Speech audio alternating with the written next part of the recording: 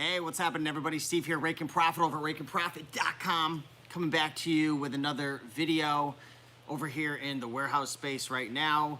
And we're doing some listings. I am shipping out a couple of items right now. And I sold a really nice clothing item. It was an Alexander Wang, I believe it was. Yeah, an Alexander Wang item that ended up selling for $100. And I was super excited. And I think I remember sharing this with you guys months back, right? Months back, we finally got around to listing it, and it sold within, what, like a week or so, brother? Yeah. Probably about a week or so. And yeah, it was a great sale. I think we paid like $5 for it. The item had sold for, well, we had it listed for $134. It sold for $100. And I was so pumped up. I was so excited to get that shipped out. And I ended up getting a message from this buyer. So I got a message from this buyer, and immediately after the purchase, he said, let me see if I can, I'm actually in my eBay account right now. He said, thank you so much. I'm gonna pay for this item on Thursday. So today's Friday. So Thursday came around and I never got paid. I never had any money that came into my account. And I was thinking, like, is this guy gonna pay? What's going on? Because you never really know. And I ended up getting a message from him, and he said, could you please cancel this order? My bank account and my funds have been totally taken. So apparently all the funds have been stolen out of this buyer's bank account. And the reason I make this video is because it's interesting. When you sell on eBay, first of all, I don't know why eBay doesn't just make it automatic payment. I just really don't know why they do that. I don't know what the benefit is. But it's always interesting when somebody doesn't pay after a couple of days. It's always interesting to see what excuse they come up with. And you know, I've seen all the excuses. I want you guys to put a comment down below. What excuses have you gotten from buyers who want to cancel? So this guy told me that all his funds have been stolen. I've had people who have hit me up in the past and they've said, my kid got onto my computer and they bought this item. First of all, why is your kid coming on your eBay store and buying a kitchen set with dishes? Doesn't seem like a type of item that a kid would buy, but it's just funny. So what do you do in this situation when you sell something and the buyer is giving you a BS response? What do you do in this situation? Now, there's a couple things that you can do. Number one, you could get mad and you could say, you know, there's no refunds, there's no returns, it is what it is. But the thing is, with that type of situation right there, even if you have a no refund policy, if you have any issues, you're going to be dealing with drama, so you're gonna be fighting and arguing with them. They could always open up a claim with PayPal and get their money back. They can always contact eBay, and even worse than that, they could ding your metrics by giving you a negative feedback, right? So a lot of people, they say, you know, I'm not super concerned with the negative feedback, it doesn't really hurt. I honestly feel that a negative feedback hurts more than we think for a couple of reasons. And I actually got a couple of negative feedbacks the other day on my shipping. So I sold these, what did I sell, brother? Star Wars. Yeah, I sold a couple sets of Star Wars figures, and there was like 30 in each lot. So we sold 2 lots, but then they bought both, so we did combined shipping. And I packed it in a box, really nice. I mean, they were in poly bags and stuff, and they were really snug in one of the priority mailing boxes. So I didn't put any extra protection in it because it was really nice and snug. It wasn't moving around. It wasn't super fragile. So I didn't feel the need to like put in like any bubble wrap or anything like that. It was really nice and snug, right? And the guy gave me 2 negative feedbacks, and I still need to call eBay to try to fight those. But I believe that having a negative feedback hurts in a couple ways. Number one, I actually had someone who purchased from me and said, hey, I don't normally purchase from people who don't have 100% feedback. I had 100% feedback, and now I'm down to like a 97% because of those, and I have over like 2,000 feedback, and it just goes to prove that people are looking. Not everybody, but people are looking at your feedback. I also do believe that by getting a negative feedback and it striking your account, I believe that eBay's algorithm is sophisticated enough and it picks up on it, because my sales were like, I mean, we're over here in this warehouse, we've been listing like crazy, and like my sales have been going up and up, and I've noticed it's kind of been a little slower since those negative feedbacks. So I do believe that the algorithm picks up on it. So you want to do whatever you can to avoid those negative feedbacks. Now, this guy left me a negative feedback, and he was like, seller's unresponsive. I messaged him, he never responded. The guy never even messaged me. So I'm not sure what's going on. I sent him a message. I tried to work it out and apologize and said, is there anything I can do to make it right? But I'm not sure what's gonna happen. So I'll call eBay and see if there's anything I can do with that. But things like this are gonna happen, right? You're gonna sell items, you're gonna be super pumped up. You're gonna go to a thrift store, you're gonna find a bunch of items, sell for 80, 120 bucks. You're gonna start telling your friends about it, and then boom, they're gonna hit you up and they're gonna say, I need to cancel, I don't have the money, my account got hacked, somebody stole my money from my account, my kid snuck on a computer. I want you guys to leave a comment down below. Brandon, have you ever had any crazy people message you for cancellations? I usually don't get messages. You let us know. Tyler says eBay is getting better with removing feedback. I've had 2 bogus feedback removed in the past few months. What are the rules when it comes to feedback on eBay? Because I know on Amazon, on Amazon, there's 2 different types of feedback you can leave. There's seller feedback and product feedback. So if anyone on Amazon ever leaves product feedback or anything that's kind of controversial or they're inappropriate, like you can get those removed. But if product feedback is left on a seller feedback account, you can get it removed on Amazon. So I'm not sure if the same thing applies on eBay.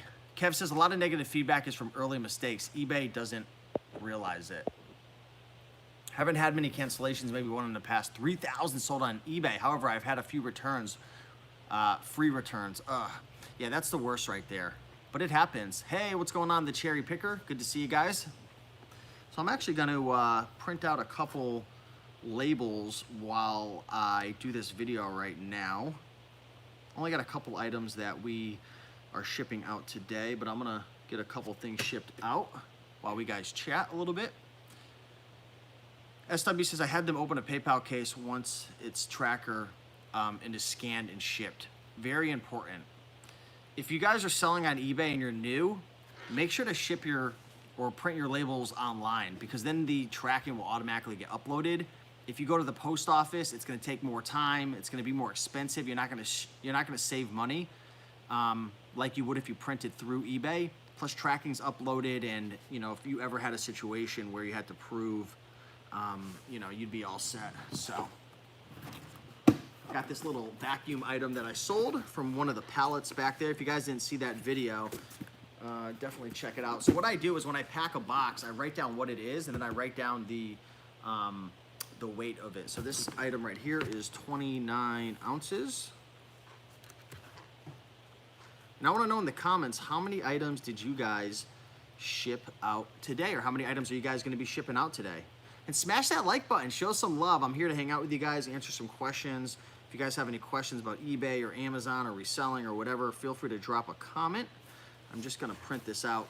And one thing I love about shipping items on eBay, Brandon, why don't you say hello, Brandon, over here, so people know who I'm talking to.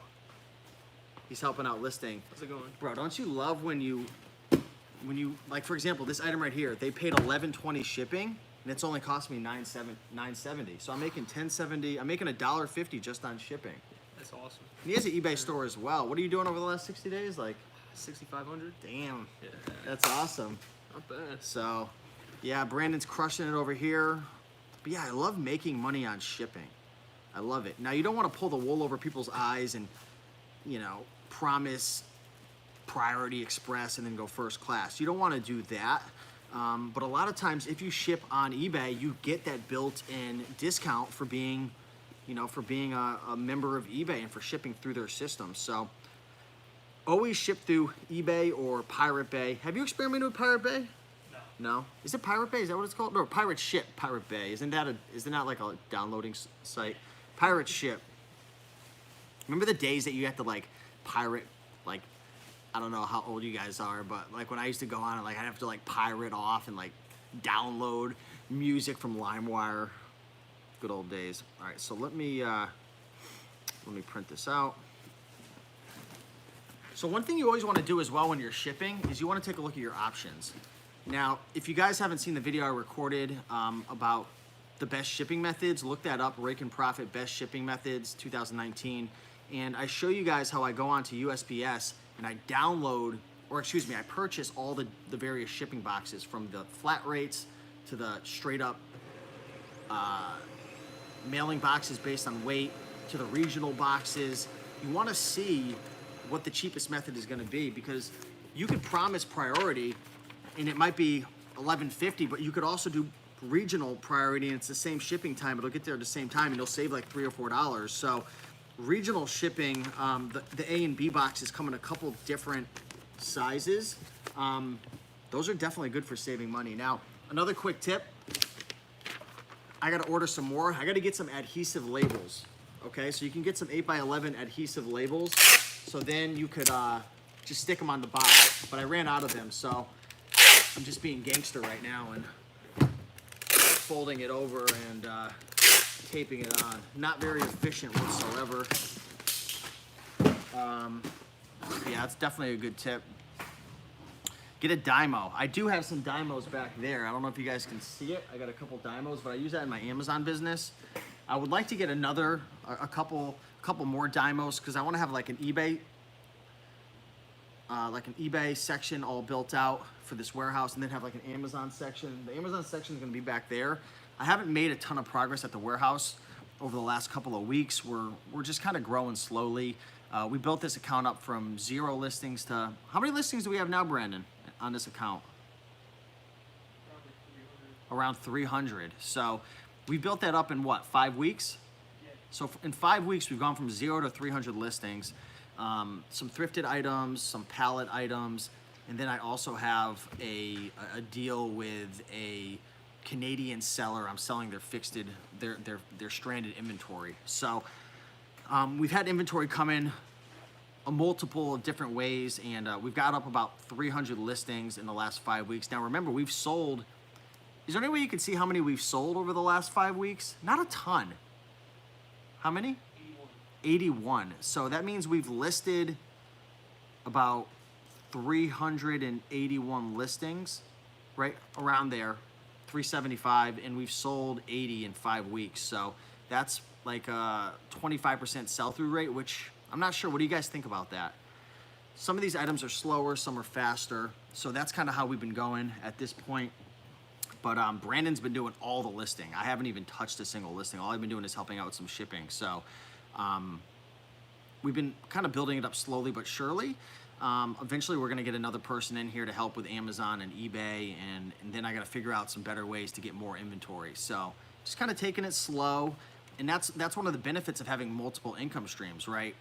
You know, when you have multiple income streams coming in, especially some passive income streams, like for me personally, I've got Kindle publishing passive income stream that I don't talk about much, but it comes in every month. CreateSpace, Audible, YouTube. Obviously, as a YouTuber, you can have affiliate links and do little promotions behind the scenes. So I have income coming in. So I'm not forced to have to like rush this process, which might be a different situation for you guys. I'm not sure how much of a value that information is, but that's one of the benefits of having multiple income streams is you don't have to rush a process. You can just let it organically and naturally grow and start to slowly build systems, which haven't done the best at so far, but I'm gonna definitely get back and focus on that. So what is this? Ship one more item out. Big day shipping today, 3 items. We're gonna build it up. I can tell you right now, in 2 or 3 months, it's probably gonna be shipping out like 20 to 30 items a day, easily, once we get to that point. All right, so this thing is 13 ounces. Okay, 13 ounces it is. And if you guys haven't already, smash that like button. We got 143 people watching in the house right now. And I'll tell you right now, if we get to 100 likes, I don't know. What do you guys think I should give away if we hit 100 likes? Give me some ideas. Maybe some ebooks, maybe some cash, maybe a gift card, 30-minute phone call. What do you guys want? Let me know in the comments. Let's see what people have to say, because I feel like giving something away. So I paid, also this is another interesting thing right here. So this is, we're sending this out. It's costing us $5.02 to ship this out to Kentucky. And they paid $7.85. So we're making $2.85 on the shipping. And we promise first class, we're shipping first class. The reason why there's a little difference is sometimes we overestimate the weight just a little bit, but we'll never overestimate it and underpromise, or overpromise and underdeliver. Like we'll never take first class when we promise priority. So unless it gets there on the same day and they wouldn't know, but you still got to be careful with that stuff. Okay, let's purchase this. Let's see what people want to win. People want cash. Marion wants the toy book. Kames Treasures wants the vet. I don't know if I told you guys yet, but I'm selling the Corvette. I rarely drive the Corvette. Everyone thinks I'm crazy. I just don't care about it that much. I got it and I was like, you know, I want to see what it felt like to... Did we just sell something, Brandon? We just got a PayPal notification. Toy guide. People want the toy guide. I gave away 2 toy guides yesterday. All right, let's print this out. Yeah, one of the keys to growing an eBay business, there's a couple main keys to it.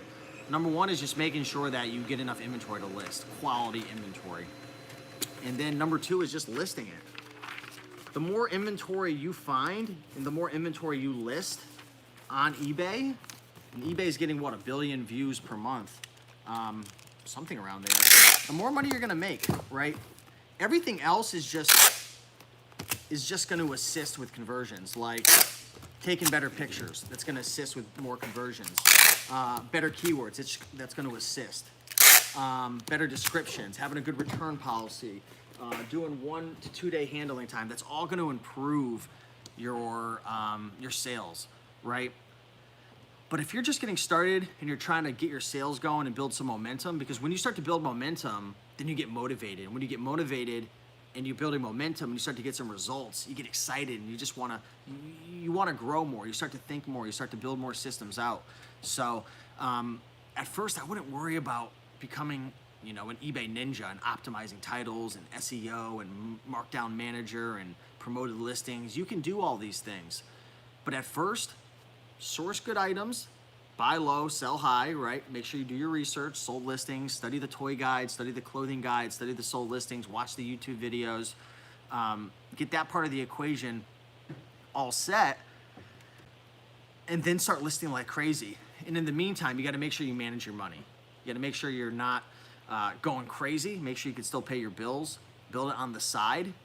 You know, I had someone the other day say, Steve, you know, is it possible for me to quit my job and then within a couple months be full-time, making as much for my job? And the answer is no. It's gonna take time. It's gonna take time for you to learn. And just like anything, right? Whether you're getting fit in the gym or you're learning to read faster, or I don't know, maybe you're in boot camp and you're trying to get in shape. It takes time to learn, you know, where you need to go. It takes time to get to that level, right? So Mindy says, have you ever considered private label on Amazon? Absolutely I have. Actually, matter of fact, when I was in Kentucky, I met a guy who was following me 5 years ago, and he started with clothing and thrifting, and I wish I had this on camera. It was such an inspiring story. And he lives in Kentucky. He's actually really good friends with Dan Metters, who I had on my channel recently. He was at his house when we were hanging out there. And this guy, he quit selling on eBay, and he started his private label business. And fast forward, he's doing over, I think he's doing over $1.5 million in sales a month, private label. He has I think he has a 30,000 square foot warehouse or something. I think he's in a 1 million square foot warehouse, but there's someone who owns most of it, and he's renting out some section of it. It's some 10 or 20 or 30,000. It's big. And I believe he has over a couple hundred private label products that he sells, and he has a different strategy with private label. A lot of people are talking about building a brand and really honing in on that, and he's more of like a mercenary. He finds an opportunity, finds something trending, and he just murks it. He just goes in on it and sucks it dry, and then when it dies out, he moves on to another one. But yeah, he's doing like over $1 million a month, and I think he has over 40 employees, like physical employees in Kentucky. Don't quote me on that, but it was a lot. And I know he has a team in the Philippines. Like he has a whole entire warehouse in the Philippines, because you can hire people in the Philippines dirt cheap, $2, $3 an hour. And that's on top of like the 30 or 40 or 50 employees that he has. So there's opportunities. And he was telling me, he was like, Steve, there's hundreds and thousands of private label opportunities out there. And he said, look around. He said, look around. We were outside eating dinner, and he says, look at this barbecue. He says, do you think in another year there's gonna be a new barbecue that comes out? And I'm gonna say, and I said, yeah. And he says, how many different barbecues are gonna come out? And I'm like, I don't know, 5, 10, 15. He says, look at every single part of this barbecue. He says, you can find a private label product for that, something unique, something different, something themed, something with a different color, something with a different material. And what he does is he literally just has a notepad out at all times. He said he's just writing down ideas and jotting down things. And another good tip he told me is he goes into Facebook groups. He goes into niched out Facebook groups. And what was the example of what he said? He found, what was that thing called? The something pot. Instapot? Do you guys know what Instapot is? I believe he said that so he was in a Facebook group with Instapot. And I don't even know exactly what it is, but I think it's some type of recipe thing. And he noticed that one post had this recipe in like a shape of a heart or something, and it got like a ton of likes and engagement and comments. And what he did is he took that Instapot recipe and put it on a magnet and did something creative with it. And he said he made like $40,000 or $50,000 profit within 3 months. And then he said eventually the market caught up and everybody started copying it. The next thing you know, people were not only selling 1 for $9, they were selling 2 for $9, and then someone came in with 10 of them for $9, because you get these things for like 5, 10 cents made, sometimes 20 cents. And eventually the market just merges itself with private label. So that's one of the downsides of private label if you're going with the long-term brand, is when something goes well on Amazon, you're getting taken out 2 different ways. Number one, Amazon ain't your friend. When you start doing well on Amazon with a private label product, Amazon has, what is it called? Amazon Basics. They have their own private label brand. They have all the data, and they have more data than you have. They come, and then they cut your throat. Doesn't mean you still can't compete, but they're gonna come take the market share. You could still compete depending upon if your product's that much better, more superior, if it's harder to copy, if you've got tons of reviews, but you're gonna get taken out by that side, but then also the market's gonna come in because there's opportunities there, and they're gonna eventually take you out or take some of the market share. But I'm not a private label expert, and I'm sure people would disagree with that statement to an extent, and I'm sure there's brands that if you really build a real strong, trustworthy brand, I'm sure that you can make plenty of money. But that's a big project, right? I've got the experience of building the Rake and Profit brand, and it was no small undertaking. So yeah, very interesting. The guy was really inspiring. So, you know, that's one of the things I love about networking and meeting people is you get to see all the opportunities. Sometimes we're so closed-minded, we think to ourselves, you know, this is it. This eBay business is it. Or this, you know, my routine of going to thrift stores, this is the only way to make it. And we kind of get stuck in our own mind and stuck in our own thoughts, and we kind of box ourselves off. We get locked into this little box, and we don't realize that there's a whole nother world out there, right? There's more opportunities, and you meet people who are running these massive private label businesses and wholesale businesses. You know, I went out to Corbin, Kentucky recently, shot a bunch of videos with my buddy Dan Metters. They've done over $22 million in sales. They've got about a 22 or 23% profit margin on that. But they're doing millions of dollars in sales with wholesale, and they quit eBay, and they thought eBay and retail arbitrage were the only way to make money, and they found another way. You know, I'm finding people making money with pallets. I'm finding people making money with consignment. I'm finding people making money putting deals together with libraries and selling their books. And, you know, it's just, there's so many opportunities out there. That's one of the best things about, you know, YouTube in general, is just, you know, opening your eyes up to the various opportunities. So, yeah, we got 200 people in the house. If we had 100 likes right now, guys, I'm gonna give away some goodies right now. So let's see what you guys got. Let's smash that like button. If you guys have any questions, feel free to ask away. If you guys have any questions about acquiring your own warehouse, feel free to ask away. A couple lessons that I learned from having this warehouse is it's more expensive than you think. When you get a warehouse like this, more often than not, you're gonna have to pay utilities. So you're gonna have heat that you're gonna have to pay, and internet as well. And when you get a warehouse, you're gonna get slaughtered with internet. And what I mean by that is, when you have a business, the internet provider will treat you differently, and they're gonna charge you anywhere from 1.5 to 3 times more per month to have internet, because you are a quote unquote business. And I said, what's the difference? And they said, oh, you could call us, and we're gonna help you out, and we give you more support, and we're really here for you. And I'm thinking to myself, that is such BS. You're just freaking taking advantage of the small business because you know they have more money. You're not providing me with any more value. But that's one thing to keep in mind, right? And as Gabe says, that's just part of business. So if you are gonna get a warehouse and maybe you're looking to transition from a storage locker from your own house, just know there are gonna be some added costs. Another cost that I'm gonna have to eat and take into consideration is trash. They don't have a trash here. So I believe you can rent out one of those those big trash bins that you see outside of restaurants and stuff, anywhere from like 30 to 50, upwards to $100 a month. So I'm probably gonna get a small one. Marianne says, where can we find some other opportunities in our town, or just what other types? There's tons and tons of opportunities. The best thing to do is to start talking to people.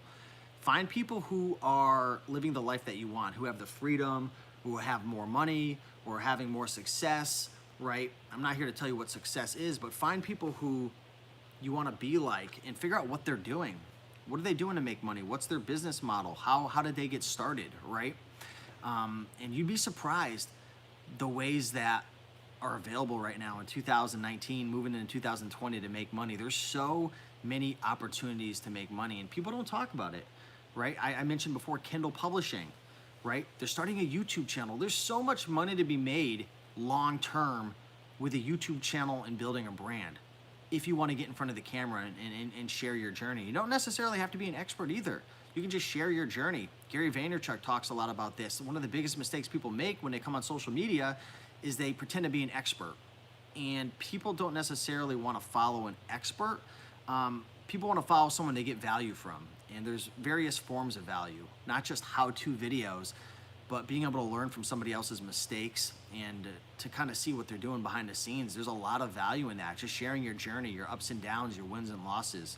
I mentioned Kindle publishing, right? I mentioned a YouTube channel. Merch by Amazon is another great way to start making some money. That's, hiring a graphic designer or creating your own designs and putting them on t-shirts, right? They're selling on eBay, and there's various things that you do selling on eBay, selling on Amazon. There's various things that you can do selling on Amazon. So, there's a lot of different opportunities out there. You just got to kind of dig around and ask around and try things out, try things out. Yeah, Entrepreneur Genetics says, or just pure entertainment. So yeah, it comes in a lot of forms. So yeah, I just want to thank you guys for watching. I appreciate you guys. And it's always a lot of fun making these videos and helping you guys out. If you guys ever have any questions or anything you want me to make a video on, let me know. We're gonna have Zach, my videographer, coming through Monday, and we're gonna have Vinny over here as well. So we're gonna be shooting a lot more toy videos. So we're probably gonna shoot some videos on shipping, some more unboxing videos, really diving into the specifics. And Vinny and I, we've actually been working on a new guide as well. And I'll tell you guys a little bit about it. It's called Exposed.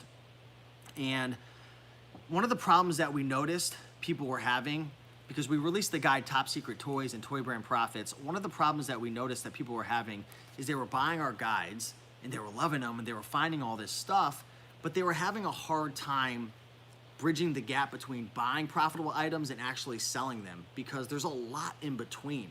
There's a lot of strategies in between that you have to get right, from choosing how to list it properly, choosing how to lot things together properly, choosing how to price things properly. There's keyword strategies. You've got to learn the various toys, SEO. There's a lot. So people are out there, they're buying toys and stuff, but they're not having as much success as they could be because, again, it sounds simplistic, but from buying it to selling it, there's a lot in between. Type a 1 in the comments if you guys agree that a lot of people on the outside, they think that it's just easy, right? Regardless of the item, but they think it's so easy. It's just a hobby. You just buy it and sell it. And there's no skill, there's no knowledge involved. Type a 1 if you disagree with that. There's a lot that you have to know. And when you start diving into new niches, I'd say a good example of that is clothing. Clothing and toys, very difficult to break in at first because there's a lot you need to know in terms of listing, measuring, keywords, picture style. Who here has bought a bunch of toys? And I know Brandon and I, we were talking about this. We had a whole bunch of toys and we're thinking to ourselves, what do we do? Do we lot out themes? Do we sell individually? Do we part out based on the color? Do we part out based on the type of animal? like, what do we do? Like, especially with toys, there's a lot to know. So we create a guide, it's called Exposed. And what we're doing is we pulled 100 of Vinny's top selling toys that he sold over the last year. And inside the guide, you get to see 100 of his sold listings. So we include the title, and then for each one, we break down the psychology behind how we chose the SEO, our listing strategy, our pricing, what it sold for, any notes, any tips. We dive into each individual one. Why did we lot it? Why did we sell it individually? We're trying our best to bridge the gap and make it so if you get into toys, there's literally no excuse, because people are literally sitting back and they're thinking to themselves, okay, I got all these toys, now what do I do? So that guide should be launched probably within the next month or so. And I think this is really gonna help out a lot of people. So again, you're gonna get to see 100 of his sold listings. You're gonna get to see the psychology and the learnings and the thought process behind every single element of the listing. So if you guys think that is cool, let me know in the comments. I want you to type in toys if you think that's a cool idea. And if you have any more ideas to make that guide better, let us know. Yeah, someone says the guy in the background. What are you doing back there, Brandon? I'm getting a box He's getting a box right now. What's that box for? for the penguins flag. Oh, okay. We got a bunch of penguins flags that are going down. What's up, Shannon? So we got a bunch of people saying toys. So yeah, Vinny's gonna be coming in on Monday. We're gonna be shooting a bunch more videos. So definitely excited about that. Should be a lot of fun. I'm trying to think any other news and updates going down. Just working on the eBay business right now, trying to build up this warehouse. Got to get the Amazon station set up. We still have another pallet that we haven't processed so far. I need to find another person to come in because Brandon's only working part-time right now. So I really need, he's doing like 20 hours a week. I really need about 60 man hours per week right now. So I'd like to get either one or two more people in here, either part-time or maybe one full-time person to really get the eBay listings pumped out more, and then also have someone who can put in some time to ship. So what I really want to be in charge of is figuring out how to buy undervalued inventory, and then like I want to be responsible for the input. I don't want to be responsible for the output. So I know if I put really good things in, great things are going to come out. For example, working out. If you feed yourself salads and lean meats and nuts and seeds, and you eat clean, you drink a lot of water, and you work out, you put that input in, the output is going to be energy, health, vitality, muscles, maybe lower body fat. You're going to look great. It's the same with an eBay business. The most important thing that you're responsible for is the input. Now, obviously, you have to manage the system, which I'm going to get to, but I really want, Brandon's crushing it with the listings, but we're not listing enough. There's overhead. There's overhead here, right? There's like over $1,000 a month just in overhead that I have to cover, right? And that's profit. When you make $1,000 in sales, that's not profit. So you literally have to make $2,000, $3,000, $4,000 in sales sometimes just to cover your nut. So we're at the point right now that, you know, the business is losing money because there's overhead, right? I'm having to pay Brandon's payroll, then have to pay all the overhead here, then obviously buy all the items, and items aren't selling like instantly. So, you know, the cash flow is coming in, but it's not covering it. So that's just kind of the process, or some of my thought process behind the scenes. So what I really need to do is get more listings going here, more items shipped out, and find a way to get more inventory coming in to feed the machine. So that's kind of the game plan right now. And a lot of times people, they worry. They sit back and they say, I'm not gonna start a business that I wanna scale because I don't know exactly how it's gonna go down. And I think that's the wrong thinking. I believe that our minds are more powerful than we believe. And if you have faith and you set the wheels in motion and you use your imagination, right? You allow yourself to relax. You go on walks, you go on runs, you go hiking, and you let yourself relax, and you ask yourself questions like, what can I do to improve my business? How can I optimize my business? How can I go from listing 200 items a month to 1,000? You start asking yourself those questions in a relaxed state, and you allow your auto mechanisms in your brain to create these ideas. I always believe that the solution will come, but you've got to allow yourself to get started, and then you got to allow yourself to kind of think and ponder and use your imagination to come up with ideas. So, you know, you don't want to start a business with no game plan at all. You want to do your research, But you know, I'm not gonna sit here and tell you I have all the answers and I know everything, how it's gonna go down. Like, I don't. But that's part of being an entrepreneur, and some people, they don't get it. You know, I've got friends and family in my life who think I'm a freaking lunatic. They're like, how do you run a business not knowing that you're gonna get paid? How do you invest in a warehouse and inventory and payroll when you don't know if things are gonna sell? You know, how do you invest your time and money into creating these ebooks and courses for people, and you're flying out to do affiliate deals and you don't even know if it's gonna work? It's because I have faith. And not everything I do is gonna be a success, but I know that if I work hard and I'm resourceful and I slowly improve over time, I don't have to be the best, the fastest, but if I slowly chip away and improve and never quit, things will grow. And I think an example is this warehouse right now. Like, I haven't been putting a ton of time and effort into it.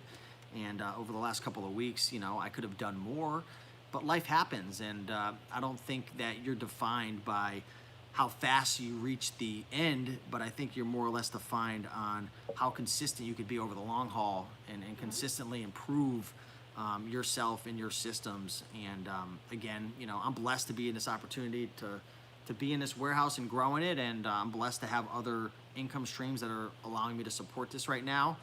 And that's why I always say, you know, don't put all your eggs in one basket. Whether you're running a social media brand and a reselling business, or just running a reselling business, it's smart to have your eggs in various baskets to an extent, just to protect yourself, and to sometimes it could give you more opportunities. What's up, Nicholas? What's up? What's up? So I got to roll out of here, guys. I got to get some work done. Much love, much respect. We did it 100 likes, so I'll give away a toy guide right now, real quick for you guys. What I need you guys to type in the comments right now is success is a mindset. That's what I want you to type. Success is a mindset in the comments, and I am gonna pick a lucky winner within the next 30 seconds right now. Wow, we got a lot of people in the house. We got Robin, Paul, Greener, Peter, Gamer Treasures, JG, Shannon. So I'm gonna pick somebody in the next 10 seconds. 10, 9, 8, 7, 6. I'm putting my finger up. 5, 4, 3, 2, 1. Boom. Frank Largo, you are the winner. Frank Largo, you are the winner. And you know what? I'm gonna choose another person as well, because he actually didn't say that, and I want to be fair. I'm gonna give 5 more seconds. 5, 4, 3, 2, 1. All right, we got Cajun Reseller. Cajun Reseller. Okay, so Frank Largo and Cajun Reseller, you guys both won the toy guide. What I need you to do is send me an email at rakeandprofit@gmail.com. Put in the title contest winner. And then what I need you to do is take a screenshot from inside your YouTube account so I can verify it's you. And I'll have one of my VAs go in and verify everything, and then we'll send over the guides for you guys. So hopefully you apply what's inside those toy guides. And again, if you guys are having trouble bridging the gap between toys and buying these things and finding them versus actually selling them, stay on the lookout for our new guide called Exposed. And we're gonna be exposing 100 of Vinny's eBay sales, toy sales, and diving in depth of each of the pillars, if you want to call it, of the listing, from the pictures to the listing strategy, the pricing strategy, to the SEO, whole bunch of stuff. Okay, so stay tuned for that. But with that being said, keep on picking and making that money, and I'll see you in the next one. Peace.